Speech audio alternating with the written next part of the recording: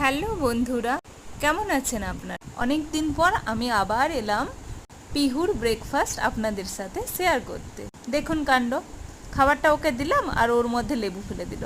যতই টেস্টি খাবার বানাই না কেন, আমার মেয়ের কোনো খাবার খাওয়ার ইচ্ছা নেই। একদিন আমাকে আমার হাজবেন্ড জিজ্ঞাসা করল যে বর্তমানে আমার সবচেয়ে কঠিন কাজ জানেন? উত্তরে আমি কি বলেছিলাম? পিহুকে খাওয়ানো, ওটাই আমার কঠিন কাজ বর্তমানে। তাই না সোনা? না। চলো তাহলে দেখা যাক ওকে আজকে আমি কি খাবারে দিই। আজকে ওকে আমি চিড়ে খাও।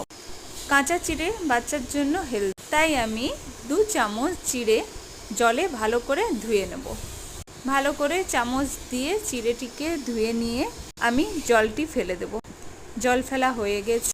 এবার এটিকে আমি যে পটে কুক করব ডাইরেক্ট ওই পটেই নিয়ে নিলাম। সামান্য একটু জল দিয়ে 5 মিনিটের জন্য ভিজিয়ে রাখ।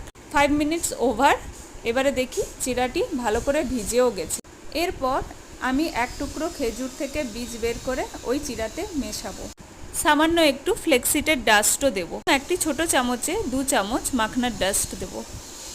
তারপর এটিকে ভালো করে মিক্সড করব। ভালো করে মিক্সড করা হয়ে গেলে আমি গ্যাসে এটিকে লো ফ্লেমে 5 মিনিটের জন্য বসিয়ে দেব।